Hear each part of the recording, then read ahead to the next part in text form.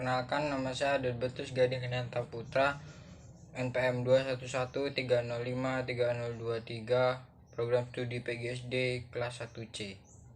Pada hari ini saya akan membuat video penjelasan materi mengenai Pancasila sebagai ideologi negara. Yang pertama, ada konsep Pancasila sebagai ideologi negara. Istilah ideologi sendiri ini berasal dari kata idea dan logos. Idea yang berarti pemikiran, gagasan, dasar atau cita-cita, dan logos yang berarti ilmu. Secara etimologi, ideologi berarti ilmu-ilmu, pemikiran atau gagasan. Ideologi juga dapat diartikan sebagai paham, teori, dan tujuan yang merupakan satu program sosial politik. George Larrain menegaskan bahwa konsep ideologi sangat erat hubungannya dengan perjuangan pembebasan borjuis dari kaum feodal dan mencerminkan sikap pemikiran modern baru yang sangat kritis. Ada 3 aspek yang dikemukakan oleh Machiavelli, yaitu agama, kekuasaan, dan dominasi. Selanjutnya ada definisi ideologi menurut ahli Indonesia, salah satunya menurut Surjanto. Beliau mengatakan bahwa ideologi adalah hasil refleksi manusia berkat kemampuannya menjaga jarak dengan dunia kehidupannya. Selanjutnya ada definisi ideologi menurut para ahli ideologi. Martin Seligger, ideologi sebagai sistem kepercayaan. Ideologi adalah sekumpulan kepercayaan dan penolakan yang diungkapkan dalam bentuk pernyataan yang bernilai untuk melayani dasar-dasar permanen yang bersifat relatif bagi sekelompok orang. Kedua ada Goldser, mengatakan bahwa ideologi itu merupakan suatu yang muncul dari suatu cara baru dalam wacana politis. Selanjutnya ada Paul Hirsch. Paul Hirsch mengatakan ideologi sebagai relasi. Hirsch meletakkan ideologi di dalam kalkulasi dan konteks politik. Hirsch menegaskan bahwa ideologi merupakan suatu sistem gagasan politis yang dapat digunakan dalam perhitungan politis. Selanjutnya itu ada fungsi ideologi. Yang pertama, fungsi ideologi sebagai bekal dan jalan bagi seseorang untuk menumbuhkan identitasnya. Yang kedua, sebagai norma-norma yang menjadi patokan atau pedoman seseorang untuk melangkah dan bertindak. Yang ketiga, menjadi kekuatan yang mampu menyemangati dan mendorong seseorang untuk melakukan kegiatan dan mencapai tujuan. Yang keempat, sebagai orientasi dasar dengan membuka wawasan yang memberikan makna serta menunjukkan tujuan dalam kehidupan manusia. Selanjutnya, urgensi Pancasila sebagai ideologi negara. Salah satu tantangan yang paling sering dialami dan paling dekat dengan kita yaitu adalah globalisasi. Globalisasi sendiri itu adalah era saling terhubungan antara masyarakat bangsa yang satu dengan bangsa yang lain, sehingga menimbulkan keterbukaan di dalam masyarakat. Dengan demikian, kebudayaan global terbentuk dari pertemuan beragam kepentingan yang mendekatkan masyarakat dunia. Adapun karakteristik kebudayaan global itu adalah yang pertama, berbagai bangsa dan kebudayaan menjadi lebih terbuka terhadap pengaruh timbal balik. Yang kedua, pengakuan akan identitas dan keanekaragaman masyarakat dalam berbagai kelompok dengan pluralismenya dan religiusnya. Masyarakat yang memiliki ideologi dan sistem nilai yang berbeda akan bekerja sama dan saling membantu sehingga tidak ada satupun ideologi yang dominan. Yang keempat, kebudayaan global merupakan sesuatu yang khas secara utuh tetapi bersifat plural dan berbeda-beda. Nilai-nilai hak asasi manusia, kebebasan, demokrasi menjadi nilai-nilai yang dihayati bersama tetapi dengan interpretasi yang berbeda-beda. Selanjutnya, ada alasan diperlukannya kajian Pancasila sebagai ideologi negara. Yang pertama, warga negara memahami dan melaksanakan Pancasila sebagai ideologi negara agar dalam kehidupan bernegara dan bermasyarakat lebih terarah dan teratur dengan memahami dan melaksanakan Pancasila sebagai ideologi negara. Yang kedua, penyelenggaraan negara memahami dan melaksanakan Pancasila sebagai ideologi negara agar dalam pelaksanaan pemerintahan tidak terjerumus ke dalam hal yang salah dan bisa terciptanya pemerintahan yang bersih. Selanjutnya, menggali sumber historis, sosiologis, politis tentang Pancasila sebagai ideologi negara. Yang pertama ada sumber historis. Sumber historis Pancasila sebagai ideologi negara bisa ditelusuri dari kedudukan Pancasila sebagai ideologi oleh para penyelenggara negara yang berkuasa sepanjang sejarah negara Indonesia.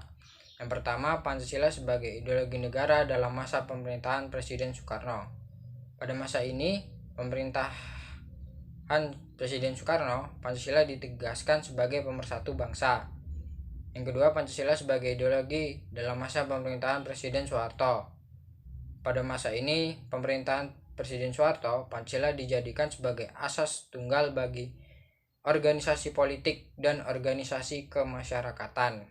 Yang ketiga, Pancasila sebagai ideologi dalam masa pemerintahan Presiden B.J. Habibie. Pada masa ini, resonansi Pancasila kurang bergema karena pemerintahan Habibie lebih disibukkan masalah politis baik di dalam negeri maupun di luar negeri. Pancasila sebagai ideologi dalam masa pemerintahan Presiden Abdurrahman Wahid atau Gus Dur. Pada masa ini yang lebih dominan adalah kebebasan berpendapat, sehingga perhatian terhadap ideologi Pancasila cenderung melemah. Selanjutnya, Pancasila sebagai ideologi pada masa pemerintahan Presiden Megawati. Pada masa ini, Pancasila sebagai ideologi semakin kehilangan formalitasnya karena diterbitkannya UU Sisdiknas nomor 20 tahun 2003 yang tidak mencantumkan pendidikan Pancasila sebagai pendidikan dasar di sekolah dasar maupun sampai pendidikan tinggi atau kuliah. Selanjutnya, Pancasila sebagai ideologi dalam masa pemerintahan SBY. Pada pemerintahan SBY yang berlangsung dalam 2 periode ini dapat dikatakan juga tidak terlalu memperhatikan pentingnya Pancasila sebagai ideologi negara. Hal ini dapat dilihat dari belum adanya upaya untuk membentuk suatu lembaga yang berwenang untuk menjaga dan mengawal Pancasila sebagai dasar negara dan ideologi negara. Selanjutnya, sumber sosiologis Pancasila sebagai ideologi negara. Sumber sosiologis Pancasila memiliki unsur-unsur sosiologis yang membentuk Pancasila sebagai ideologi negara, yaitu meliputi hal-hal sebagai berikut. Yang pertama, sila ketuhanan yang Maha Esa yang dapat ditemukan dalam kehidupan beragama di masyarakat Indonesia dalam berbagai bentuk kepercayaan atau agama dan keyakinan terhadap adanya kekuatan gaib atau mitos-mitos yang beredar di kalangan masyarakat. Sila kemanusiaan yang adil dan beradab dalam ditemukan dalam hal saling menghargai antar sesama dan menghormati hak-hak orang lain. Sila persatuan Indonesia dapat ditemukan dalam bentuk solidaritas, rasa setia kawan, dan cinta tanah air. Sila kerakyatan yang dipimpin oleh hikmat kebijaksanaan dalam permusyawaratan perwakilan dapat ditemukan dalam bentuk menghargai pendapat orang, semangat musyawarah dalam mengambil keputusan. Selanjutnya, sila keadilan sosial bagi seluruh rakyat Indonesia. Ini tercermin dalam sikap suka menolong, menjalankan gaya hidup sederhana atau tidak berlebihan. Selanjutnya, sumber politis Pancasila sebagai ideologi negara. Unsur-unsur politis yang membentuk Pancasila sebagai ideologi negara meliputi hal-hal sebagai berikut.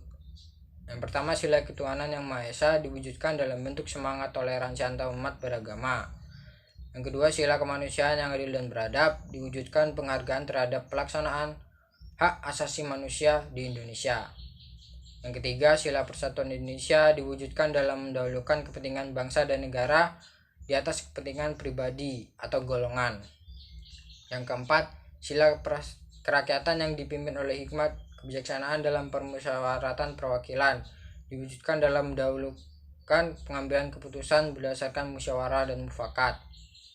Sila keadilan sosial bagi seluruh rakyat Indonesia diwujudkan dalam bentuk tidak menyalahgunakan kekuasaan yang telah diberikan secara salah untuk memperkaya diri sendiri atau kelompok, karena penyalahgunaan kekuasaan inilah dapat menimbulkan korupsi di Indonesia. Selanjutnya, membangun argumen tentang dinamika dan tantangan Pancasila sebagai ideologi negara. Yang pertama itu argumen tentang dinamika Pancasila sebagai ideologi negara. Dinamika Pancasila sebagai ideologi negara ini sendiri dalam sejarah bangsa Indonesia itu memperlihatkan adanya pasang surut dalam pelaksanaan nilai-nilai Pancasila. Pancasila sebagai ideologi negara dalam masa pemerintahan Presiden Soekarno misalnya. Sebagaimana kita sudah ketahui bahwa Soekarno termasuk salah seorang perumus Pancasila. Soekarno memahami kedudukan Pancasila sebagai ideologi negara. Namun, dalam menjalankan pemerintahannya, ideologi Pancasila mengalami pasang surut karena dicampur dengan ideologi komunisme dalam konsep Nasakom. Yang kedua, argumen tentang tantangan terhadap Pancasila sebagai ideologi negara. Pada ini akan ditemukan berbagai tantangan terhadap Pancasila sebagai ideologi negara. Unsur-unsur yang mempengaruhi tantangan terhadap Pancasila sebagai ideologi negara meliputi faktor eksternal dan internal. Adapun faktor eksternal meliputi hal-hal seperti berikut. Yang pertama itu ada pertarungan ideologis antara negara-negara superpower seperti Amerika dan Uni Soviet. Yang kedua, menguatnya isu kebudayaan global. Yang ketiga, meningkatnya kebutuhan dunia sebagai akibat pertambahan penduduk dan kemajuan teknologi. Selanjutnya, esensi dan urgensi Pancasila sebagai ideologi negara. Hakikat Pancasila sebagai ideologi negara. Pada bagian ini akan dipahami hakikat Pancasila sebagai ideologi negara itu memiliki 3 dimensi. Yang pertama itu ada dimensi realitas, yang kedua ada dimensi idealitas, dan yang ketiga ada dimensi fleksibilitas. Selanjutnya, urgensi Pancasila sebagai ideologi negara. Pada bagian ini kita menyadari bahwa peran ideologi negara itu bukan hanya terletak pada aspek legal formal, melainkan juga harus hadir dalam kehidupan konkret masyarakat itu sendiri. Beberapa peran konkret Pancasila sebagai ideologi negara meliputi hal-hal sebagai berikut. Yang pertama, ideologi negara sebagai penuntun warga negara, artinya setiap perilaku yang dilakukan oleh warga negara itu diatur dan didasarkan pada Pancasila. Yang kedua, ideologi negara sebagai penolakan terhadap nilai-nilai yang tidak sesuai dengan sila-sila Pancasila. Baiklah, itu sekian penjelasan materi dari saya. Apabila ada kesalahan atau kekurangan, mohon dimaafkan. Sekian dan terima kasih.